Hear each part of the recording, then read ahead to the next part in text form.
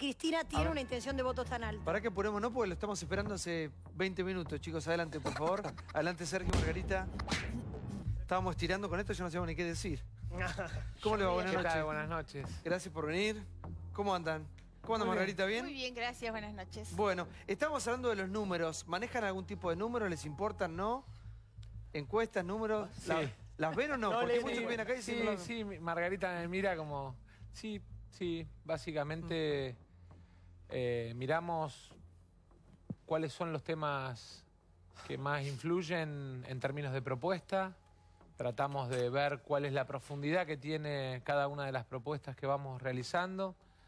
Tratamos de ver si logramos que la gente vea el equipo que armamos. Y la verdad es que estamos muy contentos, muy agradecidos por el respaldo que en la calle y que además se empieza a ver en los números la gente nos está dando. Y además estamos aprovechando para hablarle a los que todavía hoy no tienen decidido el voto y que no quieren votar el ajuste y que no quieren legitimar la corrupción y que tienen la posibilidad en nosotros de, con una misma herramienta, ponerle límite al ajuste y límite a la corrupción. Así que en ese sentido estamos trabajando. ¿Y cómo van a hacer para captar el voto de esta especie de River Boca que es armado, de la polarización? ¿O piensan que es un voto que es imposible de llevarlo a ustedes? No, al contrario, la polarización o la grieta es un invento y es un relato. Cuando nosotros hablamos con nuestros vecinos, yo estoy segura que si te preguntamos a vos, la mayoría de los argentinos no quiere saber nada. En tener que elegir esto que dice Sergio, la corrupción o el ajuste, la mayoría de los argentinos quieren que los políticos nos ocupemos de solucionar los problemas que todos tenemos, ¿no? Los números que nosotros manejamos es que 1 de cada 5 chicos en la Argentina comparte colchón en su casa, ¿eh? 1 de cada 5 chicos sufre desnutrición en un país que puede darle de comer a 400 millones de personas, a varios países enteros, y nos sobraría para comer todos nosotros. Y eso es lo que hay que mirar y eso es lo que hay que solucionar. Nosotros apelamos a una agenda que atiende eso. Hoy nos parece que es casi una desvergüenza que la política ofrezca este espectáculo de fracturarse en ver mezquinamente cómo se obtienen más votos peleándose con el otro en lugar de ofrecer propuestas. Ahora, Margarita, ayer le escuchaba a Cristina Kirchner que decía más o menos lo mismo que vos. ¿No sienten como que tienen el mismo discurso? ¿O que ellos les copiaron el discurso a ustedes a ellos? Es como que las necesidades reales que vos hablás... El gran problema es desde dónde habla Cristina, claro. Porque Cristina dejó en la Argentina 12 millones de personas en condición de pobreza. Cristina gobernó la Argentina en los años de mayor bonanza económica, con crecimiento a tasas extraordinarias, y nos dejó los millones de personas que toman agua contaminada, porque no le pusieron agua potable en sus casas, en realidad. Entonces es muy difícil pararse para hablar de ese lugar, sumado a que habla poco. La campaña de Cristina es casi una Cristina hibernando, que, bueno, vimos todo lo que fue su acto de campaña del fin de semana tomando el té con la pasta frola, ¿no? La verdad es que... Además, Santiago, y un poco estamos tratando de agregarte algo importante a lo que decía Margarita, los argentinos van a elegir en función de los dos problemas principales que tienen: la economía y la inseguridad. La economía del bolsillo, ¿no? La economía del bolsillo y la inseguridad. Y la verdad es que los que vayan a votar el 13 de agosto se van a encontrar con que en una de las listas van los que protegieron a Zaffaroni, van los que de alguna manera negaron el problema de la inseguridad en la Argentina, van los que hablaban de sensación de inseguridad cuando nosotros elegimos claramente discutir, proponer, pero además mostrar resultados concretos en la lucha contra la inseguridad. Por eso es clave entender qué se define en la elección. En la elección se define no solamente cómo cuidamos el bolsillo de la gente, cómo bajamos el IVA en los alimentos, cómo bajamos el IVA en las tarifas, que no es la rebaja de un título, es cómo bajamos 20% las tarifas, cómo bajamos 20% la comida, cómo le devolvemos al jubilado poder de compra de medicamentos. Pero además también se define qué seguridad vamos a tener para adelante en función del rol que tiene el Congreso para definir qué justicia construimos. La justicia que propone el kirchnerismo es la justicia de los sacapresos.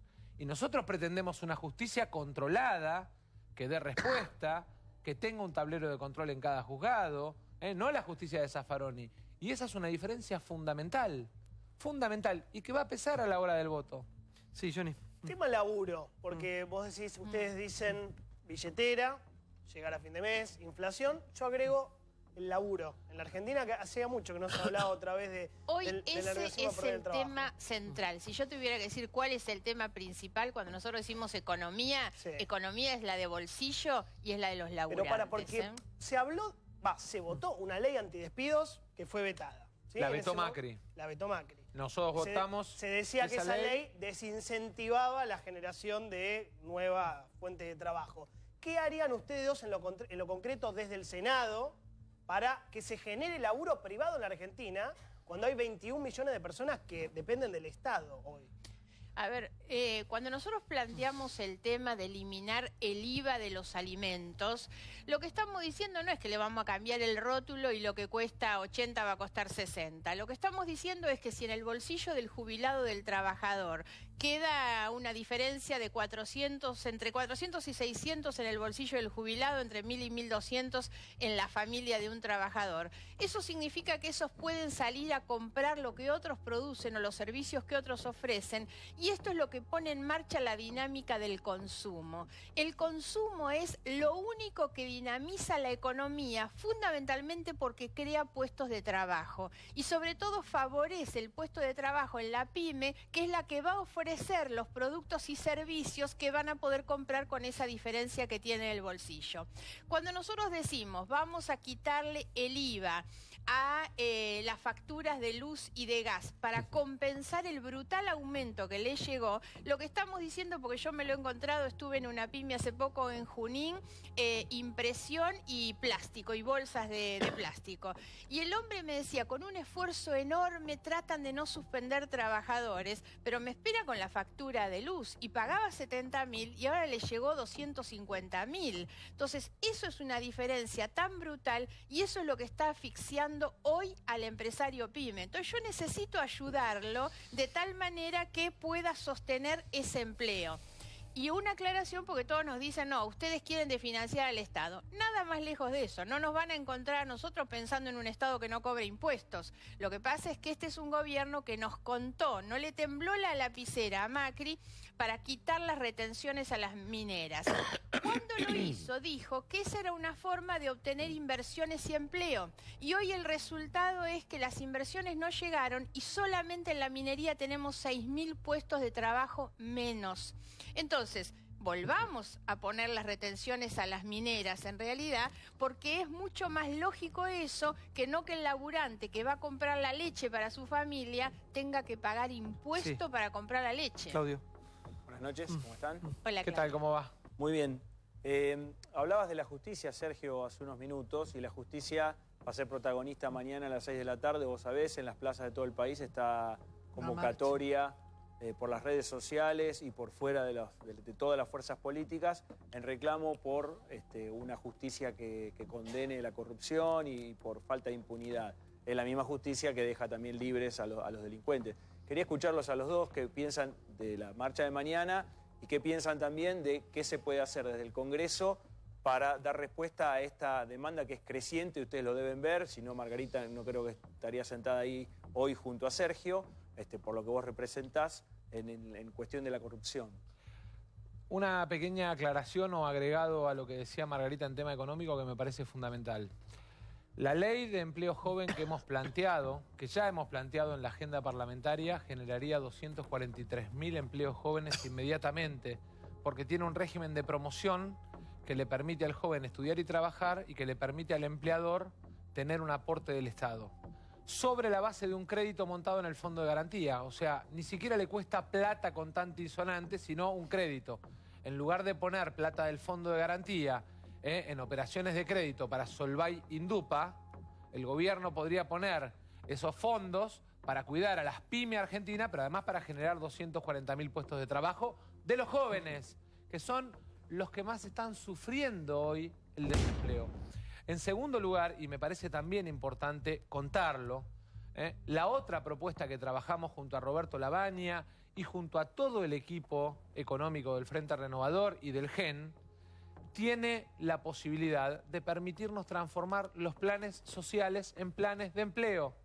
y darle un salto de incorporación al mercado de trabajo a aquel que hoy siente que su dignidad es a partir de estar trabajando 4 horas en una fábrica y que en todo caso el empresario pyme le dé un suplemento.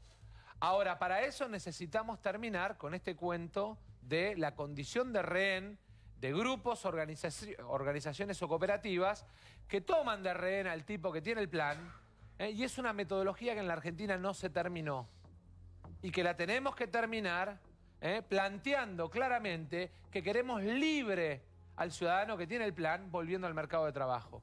Estas dos cuestiones son centrales porque además no solo ponen en marcha la pyme, no solo facilitan al comercio el poder tomar gente, sino que además le quitan la condición de rehenes a los que hoy son víctimas de la extorsión de los piqueteros. Ahora bien, hay un tema con la justicia que yo no tengo duda que merece una discusión muy grande, que es cómo se designan, cómo se controlan y cómo se remueven los jueces. Y la verdad es que, a pesar del cambio de gobierno, nada ha cambiado. Es más, si miramos la composición de las mayorías, tiene el mismo mecanismo que en el kirchnerismo. Yo hay días que, como decía Margarita hace algunos meses, me pregunto algunas causas por qué no avanzaron. ¿Será que el gobierno también, a través de sus operadores judiciales, pidió ralentizar por esta idea de construir viene el monstruo? Miren, el monstruo no viene porque la gente sabe que tiene una alternativa.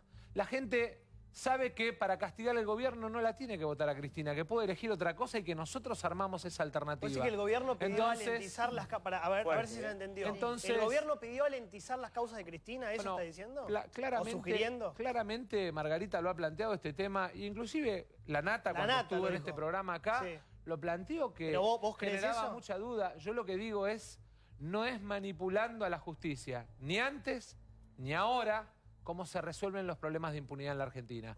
Ahora, la justicia debe una cuenta con el tema de la lucha contra la corrupción, pero para mí la cuenta más fuerte que debe es la cuenta de la impunidad de los violadores, de los asesinos, de los ladrones. Y en ese sentido, nosotros no solamente tenemos que mirar la justicia federal, tenemos que mirar la justicia en la provincia de Buenos Aires y extirpar ese veneno que Zaffaroni impregnó en un montón de jueces y de fiscales, que transformó en una puerta giratoria sistemática a la justicia de la provincia de Buenos Aires. Sí, a ver, Chiche. El tema de esta lentificación de los procesos contra Cristina, si fuera cierto, y esto vale tanto para Margarita como para Sergio, si no lo denuncian, es una catástrofe institucional. Si alguien sabe de algo que haya hecho el gobierno en ese sentido. Es una sensación que tengo, lo digo muy a menudo. Ahora, mi duda en el discurso de Margarita y en el de Sergio, digo, en una elección de medio término, ¿ustedes no están prometiendo demasiadas cosas para poder instrumentar eso? Desde una elección de medio término, en el mejor de los casos van a entrar 2 senadores, Margarita y vos, Sergio. Digo, ¿pueden llevar adelante todo eso? ¿No son como promesas presidenciales? Nosotros tenemos en esto una ventaja, que es que prácticamente todas las cosas que estamos diciendo ya las tenemos presentadas. Cuando a mí me preguntan muchas veces sobre la unidad que tenemos con Sergio Massa, proveniendo de historias distintas y de confrontaciones antiguas, lo que digo es que nosotros no hicimos una unidad el día que vencían las listas para repartir lugares. Llevamos 1 año y medio trabajando en la Cámara de Diputados juntos y lo hicimos conociéndonos y tomando confianza a partir de una agenda parlamentaria. Todos estos temas que estamos hablando fueron volcados en el Congreso. El año pasado el Congreso funcionó bastante bien y nosotros pudimos llevar adelante proyectos tan importantes como el tema de la Ley de Protección de las Víctimas, por ejemplo, en materia de seguridad. Hoy es una ley y realmente eso permite que muchas víctimas que se encontraban desamparadas hoy tengan no solamente derechos, sino una tutela concreta del Estado. La Ley de Extinción de Dominio que el Senado Senado decidió planchar una ley muy importante porque era justamente la ley a partir de la cual el Estado podía hacerse de los bienes que provenían de la corrupción en realidad. Y así como esa otras, por supuesto, la ley, dijimos recién, antidespidos, la modificación del impuesto a las ganancias, fue que el gobierno lo había prometido en toda la campaña electoral, pasó el año haciéndose el distraído y recién logramos sobre el fin de año forzar una mayoría para que esto se tratara, la reforma de los jubilados.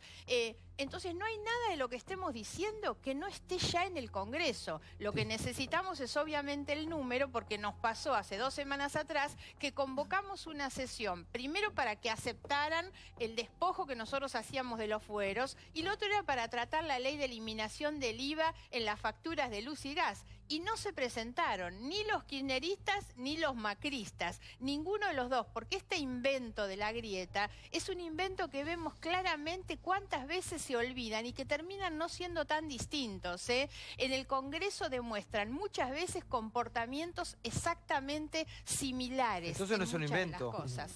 Entonces no es un invento. No, al revés. Lo que te está diciendo es que precisamente son mucho más parecidos de lo que aparentan. Hace días pasados... Que se unen los opuestos, decís, que en cierta forma son complementarios. Las mismas conductas.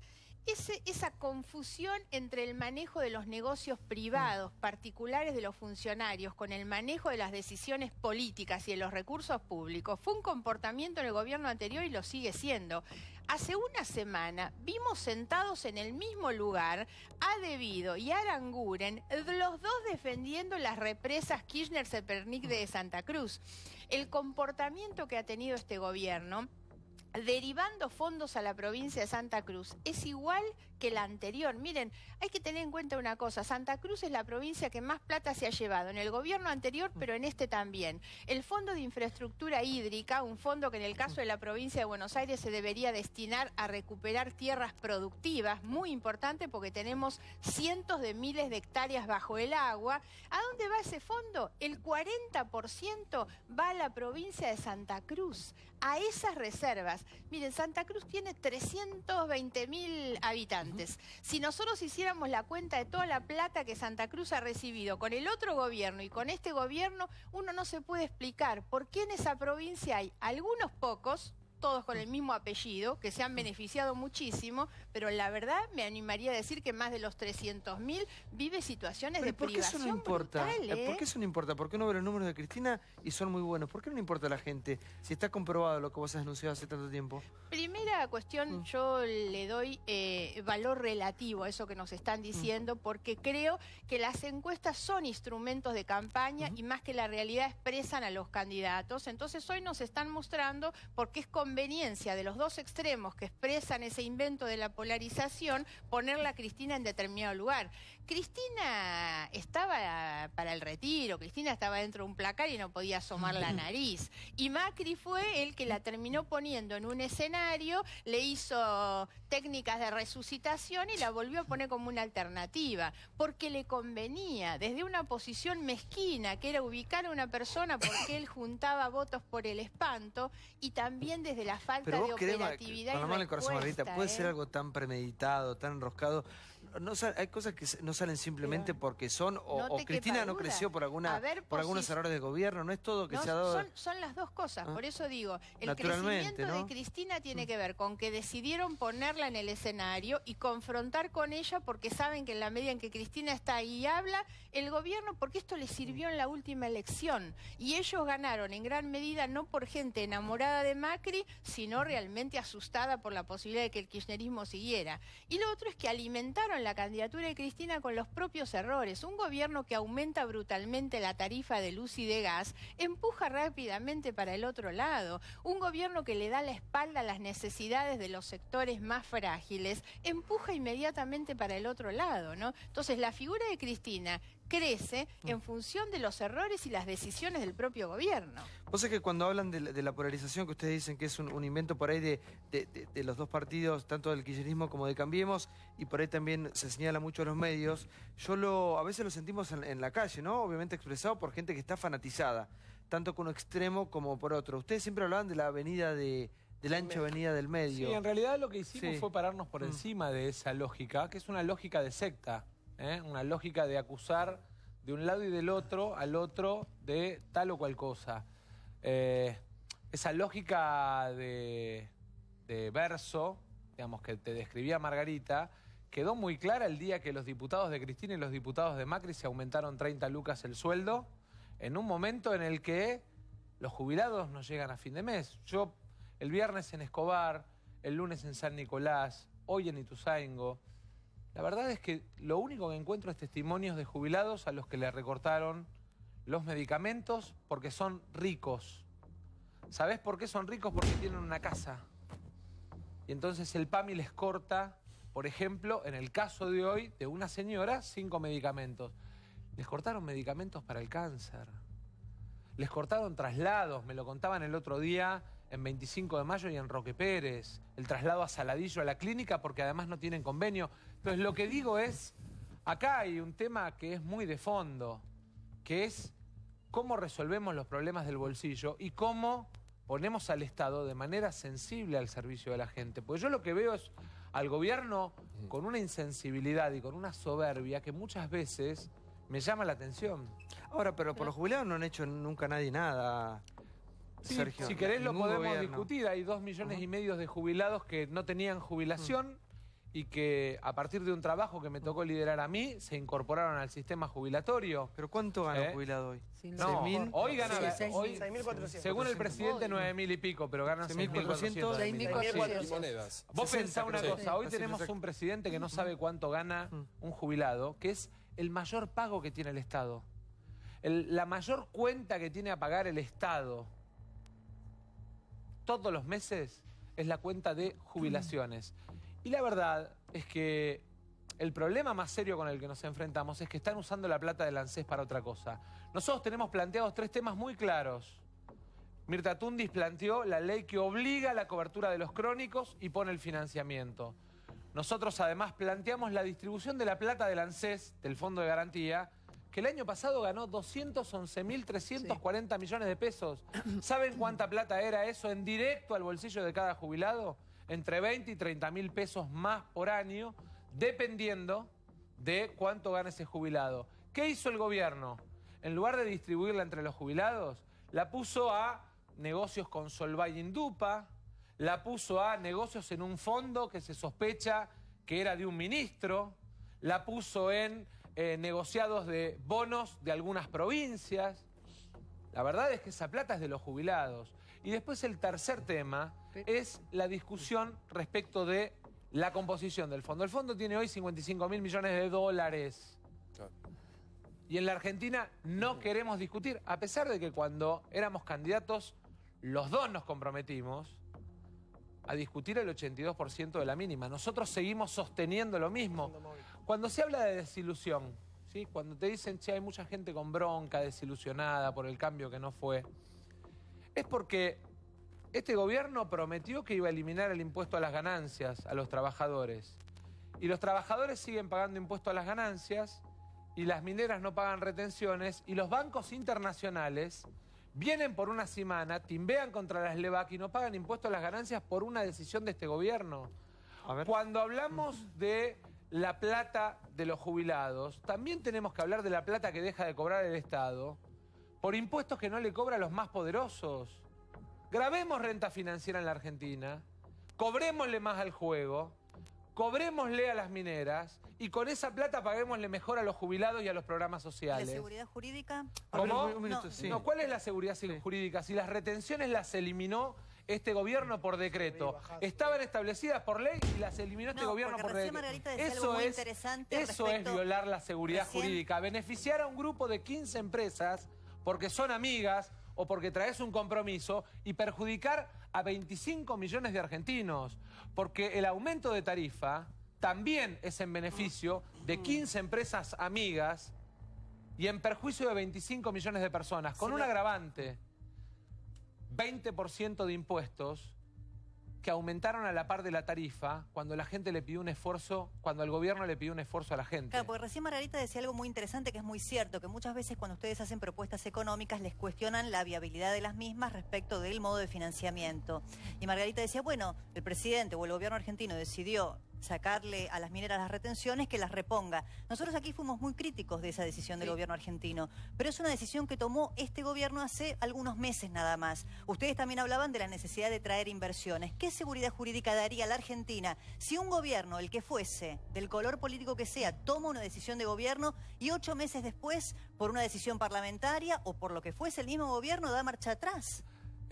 Digo, para ver la viabilidad o la responsabilidad. La primera, que en marcha adelante y marcha atrás este gobierno es especialista en un montón de medidas. Las pensiones para discapacitados es un ejemplo de los tantos que podemos poner. Y ahí, digamos, no miramos la seguridad jurídica. Hay un fallo de la justicia que obliga al gobierno a devolver todas las pensiones a partir de una medida cautelar que presentamos nosotros, ¿sí? ¿El gobierno qué hizo? Dijo, no, las vamos a devolver, y apeló el fallo. O sea que está pensando después de las elecciones bajar las pensiones. ¿Y eso no es inseguridad jurídica? ¿O solo miramos la seguridad jurídica cuando se trata de ver a los inversores extranjeros?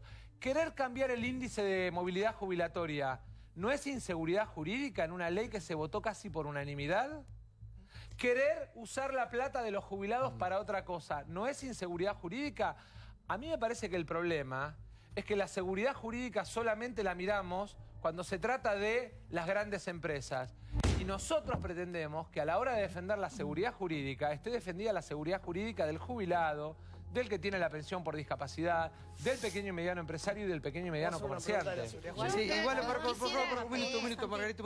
Porque siento que acá pasan todos los candidatos, ¿no? Uno escucha diferentes posturas todas las noches, diferentes puntos de vista, y me pongo en el lugar del ciudadano que está del otro lado y siento ¿de qué manera vamos a salir adelante? Porque a mí no me importa quién gobierna, quién gana. Uno lo que quiere siempre es ir para adelante, tener un país mejor.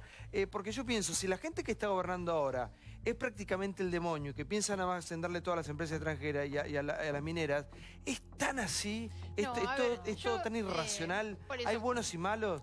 Creo que hay chorros y gente honesta como en todos lados, pero... No, pero fuera de eso hay dos cosas, me parece, frente a la inquietud de Débora. Hay una muy fácil. Estuvo hace muy poquitos días atrás la presidenta de Alemania, Angela Merkel. Y ella dio una definición fantástica. Dijo, Alemania tiene mucho interés en invertir en la Argentina. Lo primero que queremos es saber que los argentinos confían en la Argentina e invierten en la Argentina. Conocimos ayer las declaraciones juradas de los ministros.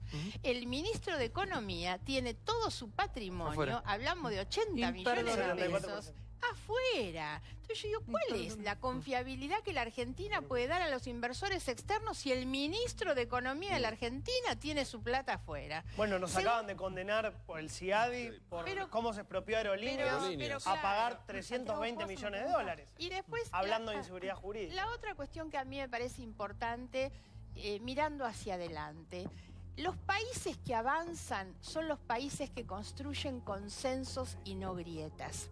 Esta es una elección muy importante. No se elige gobierno, Macri no está en riesgo. Se elige justamente cómo se va a componer la oposición con la que Macri va a tener que consensuar las leyes en los 2 años que le quedan de gobierno. Entonces yo me pregunto, si Macri se tiene que sentar con la señora de Kirchner y con la Cámpora, ¿va a poder negociar algo? El mundo, mira esto.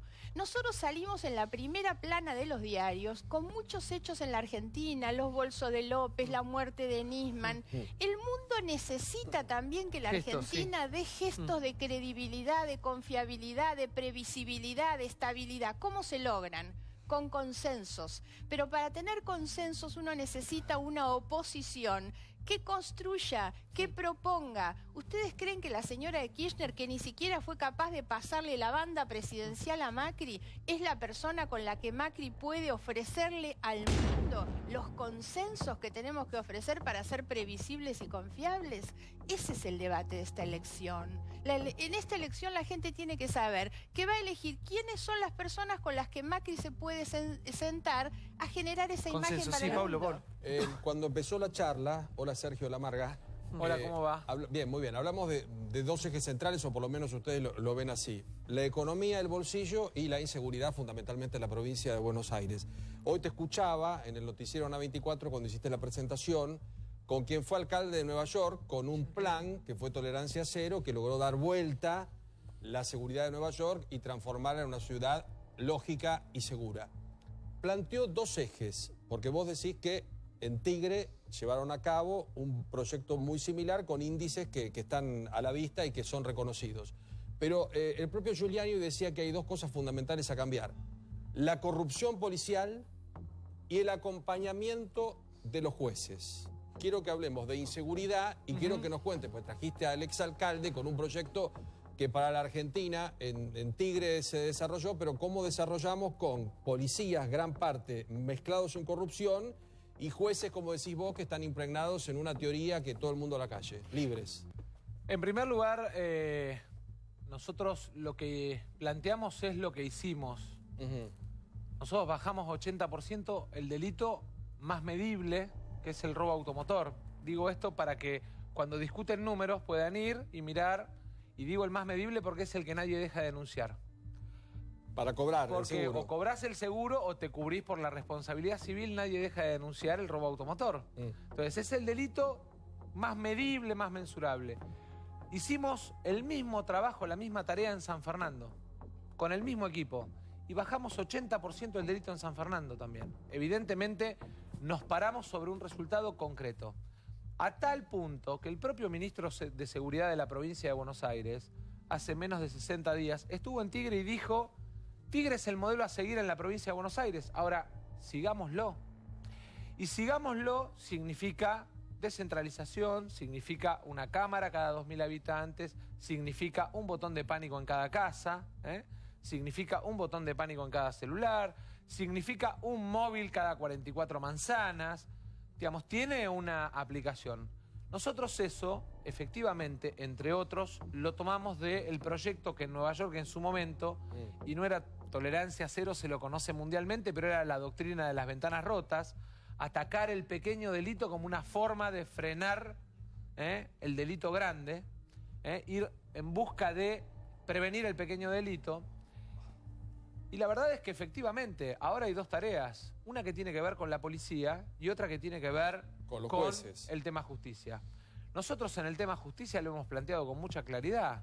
Queremos un tablero de control.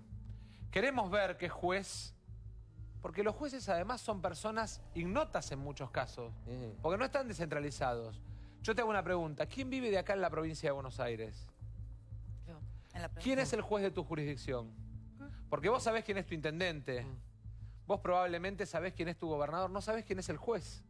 A pesar de que inclusive tiene estabilidad de por vida.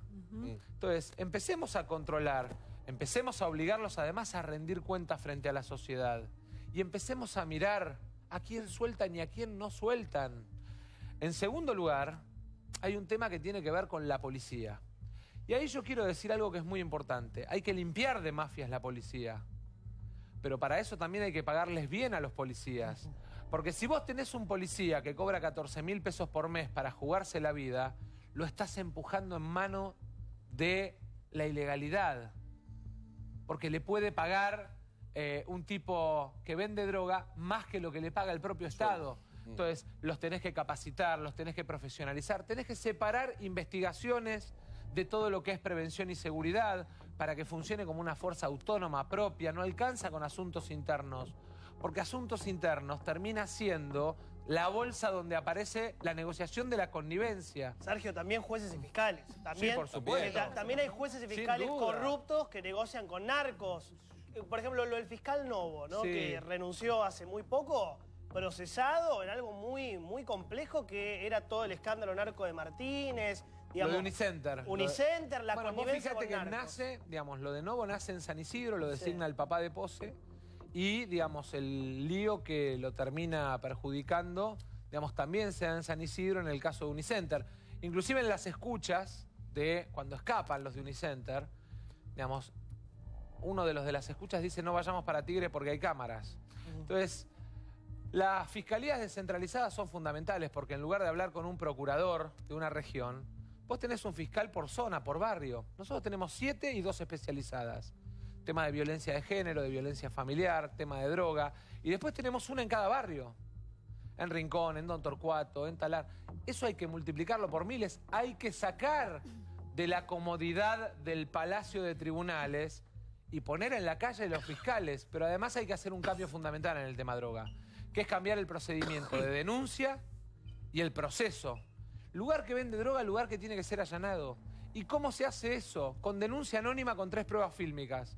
Todos tenemos un celular hoy en la Argentina. Es más, hay más de un celular por habitante. Vos filmás 1 vez, 2 veces, 3 veces un lugar, emitís a un sitio que distribuye por jurisdicción entre los fiscales. Y los fiscales automáticamente allanan. ¿Qué es esto de que interviene la comisaría, que interviene el juez de garantías, que interviene el oficial de calle? Cuando se enteran muchas personas de la denuncia, ¿saben lo único que pasa? Que el vecino del barrio que se animó a denunciar termina siendo víctima de apedreadas, de incendios, de amenazas, de apretadas en el barrio. Que lo matan, sí. María Julia. Bueno, la presencia obviamente de Margarita Stolbizer y todo su protagonismo, ¿no? En las denuncias de corrupción, más las causas, proyectos que ustedes han presentado en la lucha contra la corrupción en la Cámara de Diputados, ponen en agenda del espacio que tienen ese tema, por supuesto. ¿Tuvo Massa la oportunidad de hablar con Marco Labaña y con Facundo Moyano acerca de por qué el día en el que se votaba el desafuero debido faltaron a la sesión? Sí, en el caso de Marco por un problema personal lo hizo público, porque tanto le preguntaron que lo tuvo que hacer público, un problema personal. En el caso de Facundo, porque había programado un viaje previo a la convocatoria extraordinaria. Recordemos que fue una convocatoria casi de un día para el otro. Debería haber estado igual. ¿No lo enojó que no pueda suspender un viaje de vacaciones? Es que ya estaba de viaje. Estaba muy lejos. Y cuando notificaron en el bloque, aunque tomara la decisión en ese momento de volver, ya no llegaba. A nosotros nos notifican de la sesión, de la fecha y de la hora de la sesión especial, un poco más de 24 horas antes. Está enojado con vos, Facundo. Me parece que quedó mal con el cierre de listas. No sé de dónde sacan esa versión, porque hoy estuve hablando casi 1 hora con Facundo por teléfono. Me parece que hay enojo por cómo se cerró la lista. No, a mí me parece que hay algunos que una cosa que yo quiero de todos modos, porque me parece que es necesario aclarar esta cuestión. Sí, ese problema no tiene. La pregunta que nos tenemos que hacer es por qué razón el oficialismo convoca de un día para el otro una sesión en la que sabía que perdía la votación de antemano. La verdad es que ahí se planteó una estrategia electoral clarísima, utilizando el fantasmita de debido para agitar en medio de una campaña electoral donde se comieron 2 semanas hablando de debido para seguir escondiendo los problemas de la Argentina real. 2 semanas. Pero era una linda oportunidad para que el espacio que no había posibilidad de conseguir el número. Por eso digo, no nos engañemos con esto. La convocaron sabiendo que no tenían el número. Hubieran consensuado otra cosa, hubieran esperado 1 semana. La convocaron sabiendo que no tenían número. Pero además si tenían, una cosa que le agrego a Margarita, si tenían la decisión de verdad de sacarlo a debido, ¿por qué no impulsaron nuestro proyecto de separación por suspensión y de desafuero de todos los diputados? Se quedaba sin fuero y afuera de la Cámara. ¿O es que no querían sacarlo? Una verdadera intención. Sí, a ver, Débora. Bueno, justamente a propósito de las denuncias de corrupción, Margarita ha protagonizado muchísimas de esas investigaciones vinculadas con el kirchnerismo, de lo cual hemos hablado en muchas oportunidades. Pero hoy hubo una noticia judicial vinculada con el juez Rafecas, que es una denuncia suya, vinculada con el presidente Macri y el tema Autopistas del Sol. Si pudiese un poco profundizar sobre eso. Sí, es un tema bastante sencillo en realidad, y yo lo vengo planteando desde un comienzo. Siempre dije, yo no tengo ningún problema personal con la familia Kirchner, y las mismas cosas que hice y dije cuando observé irregularidades en el gobierno anterior las voy a hacer respecto de este gobierno. Ese es un caso en el que yo lo que pido es que se investigue en realidad por qué razón la familia Macri vende sus acciones en Autopistas del Sol hoy, después que las propias decisiones de sus funcionarios permitieron el aumento del valor de sus acciones en un 400% a partir de autorizar los aumentos del peaje, y entonces venden ahora. Yo misma le dije al presidente Macri cuando asumió, que me convocó en esas 48 horas, la verdad, presidente, tiene que tener extrema prolijidad. Cualquier gobierno después del kirchnerismo debía ser extremadamente prolijo. Ponga todos sus bienes adentro de un fideicomiso. Sabemos ahora que tomaron algunos y el otro no están adentro del fideicomiso. ¿Cuál es la tranquilidad que podemos nosotros tener en realidad? Pero aparte cuando vos sacás esa bandera, que la familia está haciendo hoy negocios. O sea, la familia Kirchner hizo algunos negocios antes, estos hacen los negocios ahora. En algún momento, se lo he dicho a ellos también, díganle a los parientes que por 4 años no hagan negocio con el Estado, la verdad. Aguárdense, dedíquense un tiempito a hacer otra cosa. Vamos a tener que dejar de ser negociado por unos cuantos años. Por 2 años, por lo menos, diría. Muchas gracias, Sergio. Muchas gracias, Margarita. Gracias. ¿Cómo le va, Marena? ¿Todo bien? Buenas noches. ¿Todo tranquilo? Sí, todo tranquilo. Cansada, ¿no? Después de tantos días de campaña. Cansada, pero con ganas. ¿Las elecciones deberían ser cada 4 años todas? ¿O no? Para mí no. ¿No? No, ¿Cada para mí 2 no. años está bien? Sí.